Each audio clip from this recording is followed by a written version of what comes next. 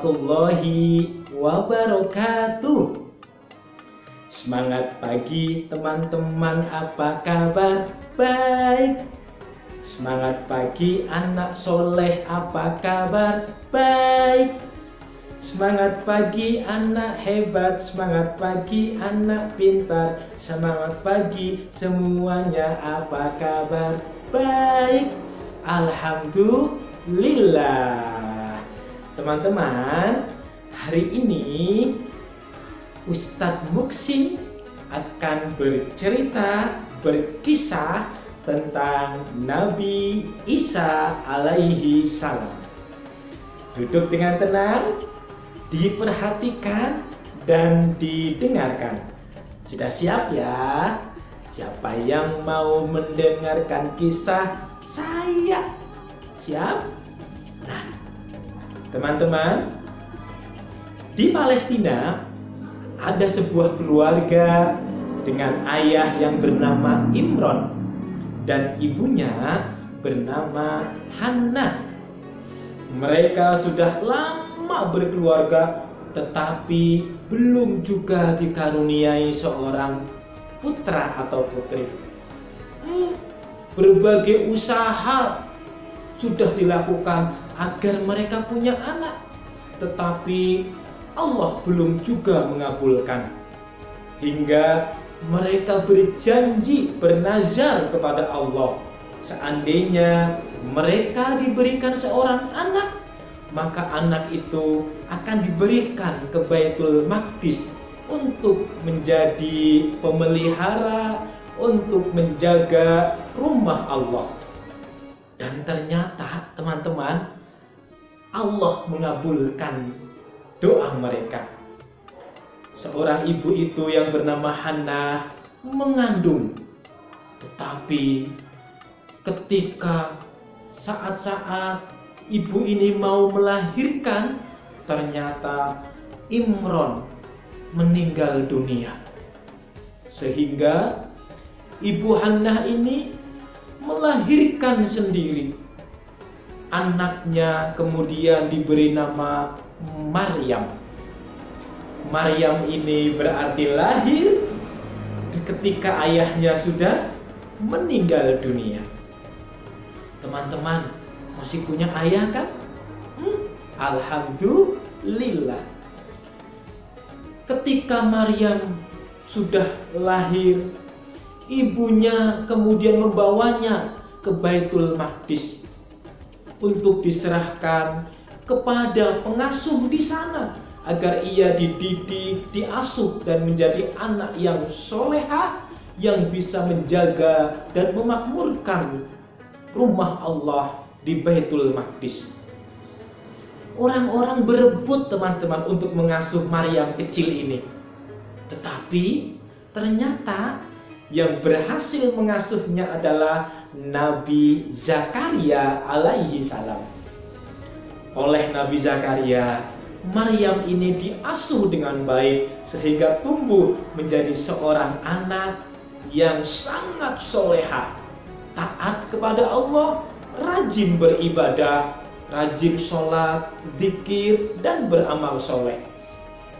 Teman-teman, ketika Maryam ini sudah tumbuh menjadi dewasa, ketika ia sedang bertasbih, tiba-tiba muncul di depannya sesosok tubuh menyerupai seorang pria yang tampan. Maka Maryam kaget, "Siapa engkau?"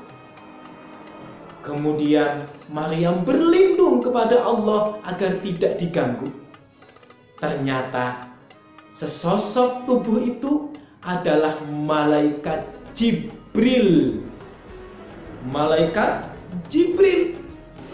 Malaikat Jibril ternyata menyampaikan kabar bahwa sesungguhnya aku ini hanyalah utusan Tuhanmu, utusan Allah untuk memberimu seorang anak laki-laki yang suci. Maryam sangat kaget. Bagaimana mungkin aku akan memiliki seorang anak laki-laki? sedangkan tidak pernah seorang pun menyentuhku, dan aku juga bukan seorang wanita yang tidak baik. Begitu kata Maryam. Allah Subhanahu wa ta'ala berfirman melalui perantaraan malaikat Jibril bahwa demikianlah Allah menciptakan apa yang dikehendakinya. Apabila Allah berkehendak memutuskan sesuatu, maka Allah hanya cukup berkata kepadanya, jadilah, lalu jadilah dia. Teman-teman, nanti ini bisa dibuka dalam kitab suci Al-Quranul Karim, surat Al-Imran ayat 42 sampai 47. Teman-teman semua, benar. Setelah itu ternyata Maryam mengandung. Tentu Maryam sangat takut dan sedih. Takut kenapa? Nanti jangan-jangan aku diejek, dihina, difitnah, dicaci maki, dijauhi orang, bahwa aku disangka sebagai wanita yang tidak baik. Bagaimana mungkin aku mengandung padahal aku tidak punya seorang suami dan aku bukanlah wanita yang tidak baik. Disentuh saja enggak. Kan khawatir. Nah, ketika kehamilannya sudah semakin besar dan saat-saat melahirkan akan tiba, maka Maryam segera pergi ke tempat yang sunyi dan sepi. Dan ketika dia sudah mulai terasa akan melahirkan, kemudian ia bersandar ke sebuah pohon kurma, teman-teman.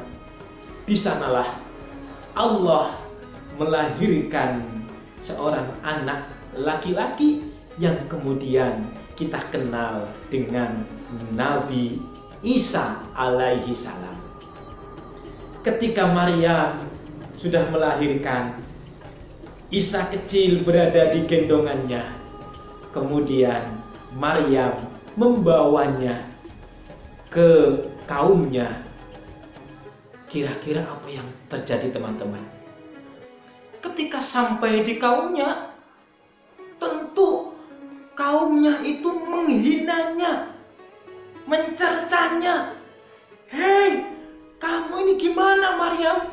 Ternyata kamu itu bukan wanita yang baik. Ternyata kamu wanita yang buruk, yang mungkar. Masa katanya sok suci, tapi sekarang punya anak tanpa seorang suami, seorang ayah. Begitu, teman-teman. Tetapi Maryam hanya diam.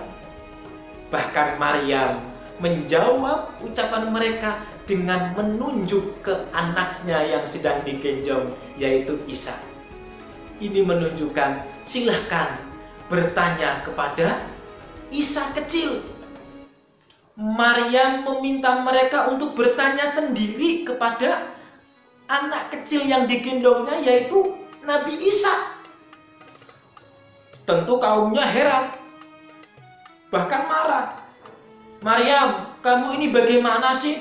Masa kami disuruh bertanya kepada anak kecil? Ayo, nggak mungkin. Dia nggak bisa berbicara. Kamu ini gila ya? Gimana sih kamu ini? Subhanallah dan Masya Allah.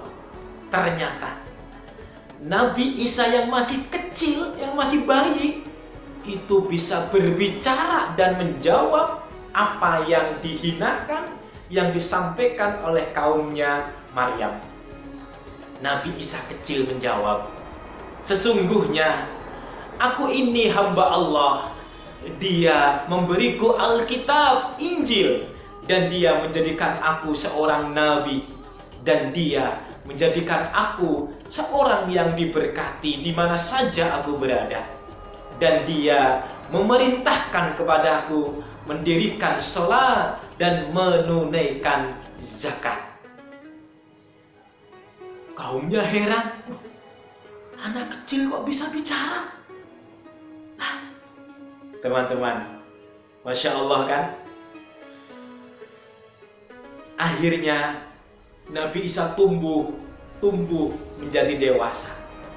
Dan ketika usia 30 tahun, Nabi Isa alaihissalam diangkat menjadi seorang Rasul, utusan Allah untuk melanjutkan dakwah risalah Nabi sebelumnya, yaitu Nabi Musa alaihissalam kepada Bani Israel.